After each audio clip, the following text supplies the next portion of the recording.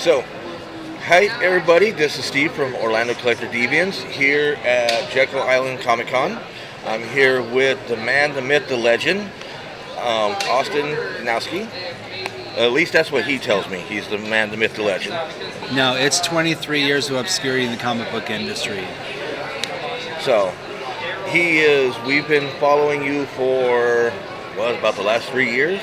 Since you really decided that you wanted to start trying to do this, yeah. Yeah. So, because we met you a couple times before we started doing it, but Yep. not going. So we're gonna do our little interview with him. Okay. And we'll just go. Now, like you said, you've been 23 years. Yes. I know what your first comic you worked on was Seventh Millennium. That's right. Back in '94. Back in '94, yes. Now, what got you into working on that? So, I played Dungeons and Dragons, which a lot of us did in our age group. We're old. And I had a buddy of mine, Mike. We both worked at Radio Shack. And I came up with some great characters. He had a neat idea. And we just came up with a story. I thought, wouldn't it be interesting what would happen if magic was actually, there's a reason for it, the science behind magic. So you have radiation. 7,000 years in the future, people can actually manipulate radiation, whatever, and that's where you get your magicians, and radiation mutations where you get your different, elves and all that sort of thing. So we tried to think of realistic, answers as to, because people question where this stuff come from. Well, that's basically where it came from, and that's how we got about doing it. Okay. Yeah. Now, what got you into drawing? I'm going to go back a little bit. I kind of do this. When I interview, I kind of go back and forth because my brain comes up with different questions as we're going. So, I know it's weird. I have a brain. Okay. What got you into drawing? My grandfather was a painter, a really good artist. He could sculpt with the wood. He could do all sorts of things. We would visit him every summer. He had a cottage in western New York, Chautauqua, Jamestown area. But when it rained, there's nothing to do. This is the 70s, no TV, no nothing. So to buy the time, my grandfather taught me how to draw birds. So I drew birds. And then I had an affinity for it, so I started drawing other things. And then I got into Dungeons & Dragons, started drawing Dungeons & Dragons stuff. And then, lo and behold, 14, 15, I got into comics. Started collecting. X-Men 205 was the first one, and it was... All right. Okay, so you went from Seventh Millennium, which is pretty much your comic. Yes. And then you also worked for Marvel. How did you... Well, Marvel and other... Right. Because I know you were an inker for Iron Man, and you've done Evil Dead, and you've done been inkers and cover artists for these. Yes. How did you get into that, from doing your own up into the big leagues? I've always liked doing my own stories, but I loved inking. I made the decision when I was really going to try to break in, do I want to work on really great characters or work on really great characters and other really great artists? So I thought inkers is really the best of both worlds, because back then an inker finished the story. You had your penciler, you had your inker, colorists really weren't in the picture back then, so I thought that's great. But I liked storytelling. That was my big thing. So this is why I put out my own book, and I've done other stuff over the years. But to get to where I went to different shows. I showed my stuff around. I got beat up by editors, and I slowly started getting published. Small independents, and then meeting other people, networking, whatever, and starting getting introduced, and that's how I started getting some of my work. Now, a lot of pitfalls over the years, a lot of mistakes made. But I've been fortunate enough to work with some pretty cool people, and like Bob Layden, worked with him on Iron Man: The End. Worked with Jay Leeson, helping him make assist on X-Men Unlimited and Tomb Raider and all that, and just try to do the best you can with the opportunities that you get. Just more. It's some luck, a little bit of skill, timing. Now, I know you do a lot of the convention scenes and all that. Yep. I know you took your own comic to New York Comic Con a couple years back. Yes. Not Divine Retribution. Divine Retribution. Yes. Yeah. And What was it like? Like we've never been to New York Comic Con. New York is immense.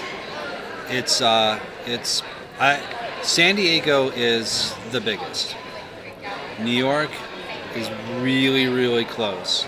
However, they are really more game TV oriented than more movie sort of thing. So what was cool is you had the main area, you had the side area, and then you had this whole huge artist alley.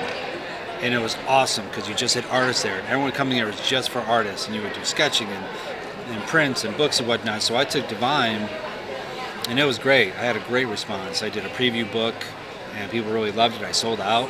It was awesome. And but it's massively huge. I mean, just wall to wall people trying to get from here to there. It gets exhausting.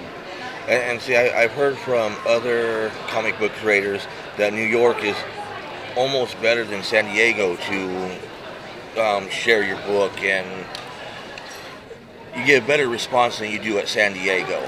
Well, San Diego's morphed into more of a media show. I mean, they're really pushing higher properties and all that sort of thing.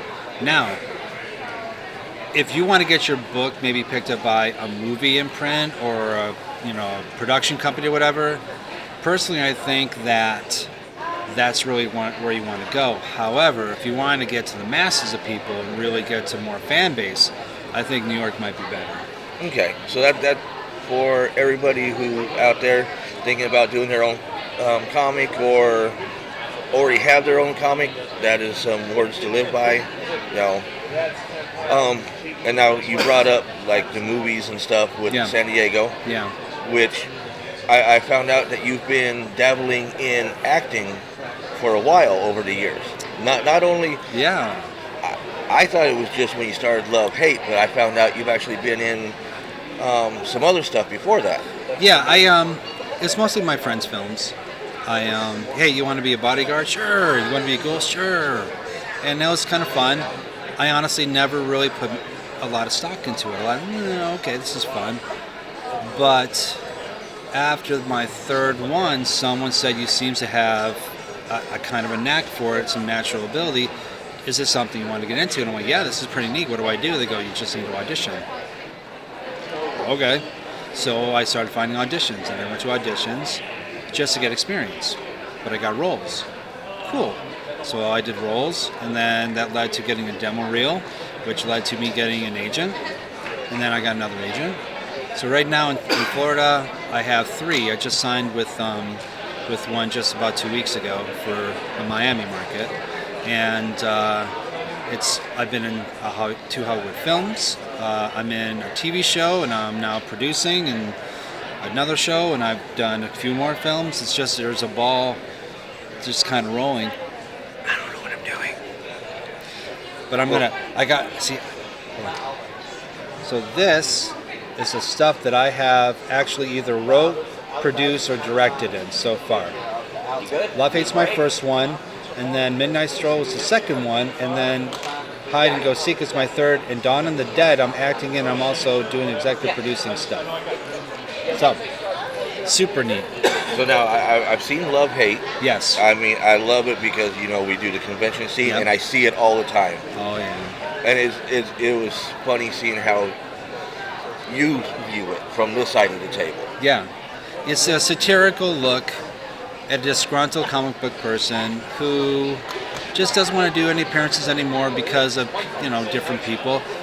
But it's funny because you do meet these people, and great people. I complain about cosplayers, love cosplayers. You know what I mean? But I thought it was really funny. Just let's make a funny kind of joke about it, and people seem to like the film. And I have an idea to make it into a feature because there's a lot more things I can talk about. So that's kind of on the plate for 1819. Who knows? Now, can people still view it? Because I remember it was on. It's still on Amazon. Yeah. And if you have on Amazon Prime, you can watch it for free. Otherwise, it's like $1. It's worth it, guys. Because we sat there, we watched it, we laughed our butt off. Yeah, it's like 18 minutes. It's not very long. Now, in that one, you worked with the legendary Joel D. Weinker. Joel T. Weinker. How is it Yes. working with him? Because I know you did a couple different movies with him. Yeah. How is it working with him? Joel, if you're watching, I love you. Joel and I have been friends for about 10 years. We see ourselves at shows and whatnot. So when I was coming up with my idea, I go, I need a guy who's going to play my publisher. Who am I going to get? And at first I thought of my buddy Dave McMahon, great guy. I thought he would be funny, but he was busy at the time. I go, who else? And I'm like, should have asked Joel from the get-go, because Joel would have been perfect. Joel's very over the top and all this sort of thing, but he's a very good actor if he puts his mind to it. And he did a great job. He was perfect for the role. I loved working with him, and I've been lucky enough to be in a couple other things since. Now, Midnight Stroll. I haven't even been able to see that one yet. Is there some place where you can see it, or? Well, we're doing the convention circuit, festival circuit. We're just submitting now. That one in Hide and Go Seek, we're going to submit sometime next year. Once it's gone through a bunch of things, we'll probably put it on either Amazon or something for people to see. But for now, we're doing exclusive screenings for Orlando, and then for different states and whatnot. Okay.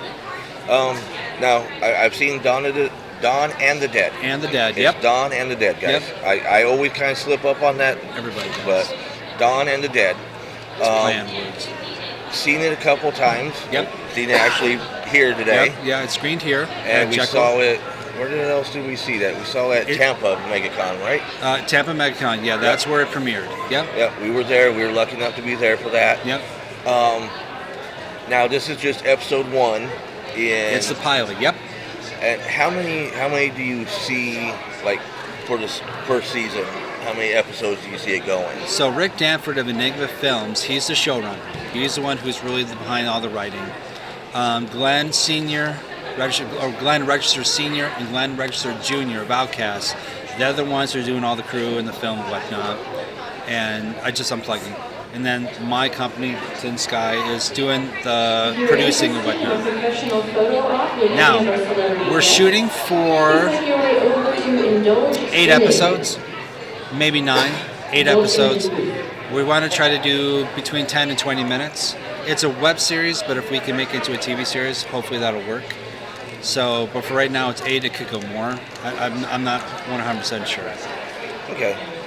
Because I remember when we were talking to you before in Tampa, you guys filmed that all in one night.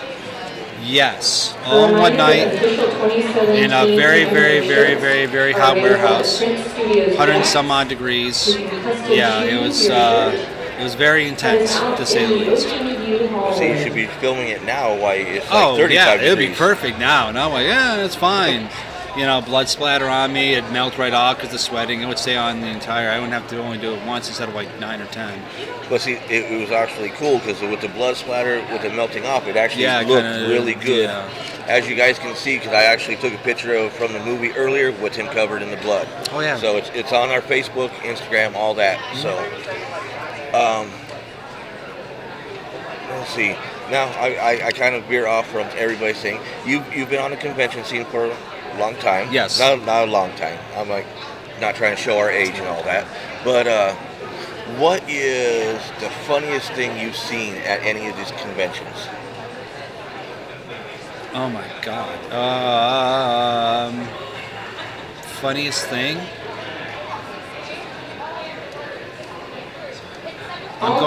My brain's going back to years. Just hold on a second. Give me a minute.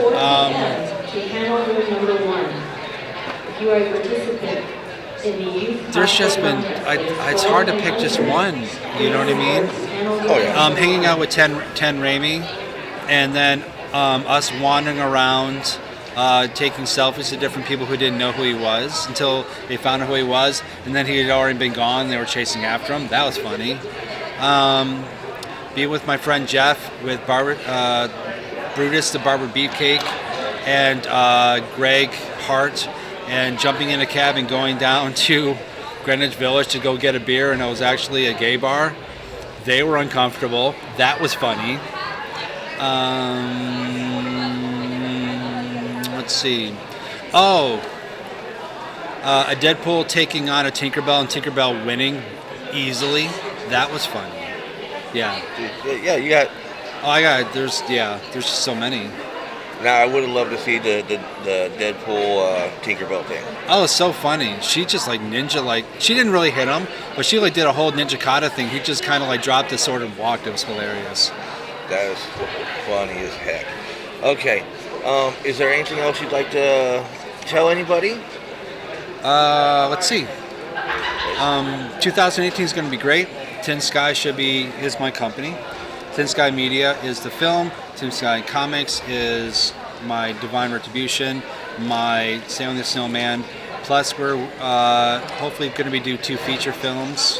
One is called Just a Scratch, and one is called Hank. One of them is actually Jeremy Reddick is the executive producer on, but hopefully that'll go through.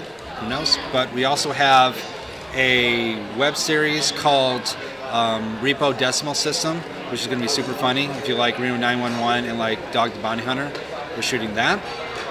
And episode 2 of Dawn and episode 3 will be shot between end of January and February. Okay. So we should get those done. And if you want, just look at my name, Google it, Facebook, Instagram, all the good stuff if you're wondering what's going on. Now, if they want to meet you at another show, what's going to be one of your next upcoming shows? January and February are pretty full between films and other stuff that I'm doing, which is a good thing. Clearwater Comic Con, I think, is the first one I'm going to have time to do. Okay. I am going to be at C2E2 this year. This is my first time I'll be at C2E2, so I'm very excited about that. I haven't done a show in Chicago, so that's my first big one. We might actually be there too. Yeah. We actually, a friend of ours actually invited us up there. Sweet. So we might actually be up there in April. No, I'm stoked. That should be a pretty cool show. So those 2, I think, are it. Okay. Yeah. So, okay, guys, this is Steve with Orlando Collector Deviants. Yep. This is Austin, the man, Janowsky, and like I said, yes, I am a man. Certain days, but you know. Oh, you're not supposed to talk about that. Well, on cold days, I don't think none of us are anymore. No, turtle, big time. 31 degrees this morning. That was not good. No. Okay, until later, guys. We will talk to you. Peace out. Deviant.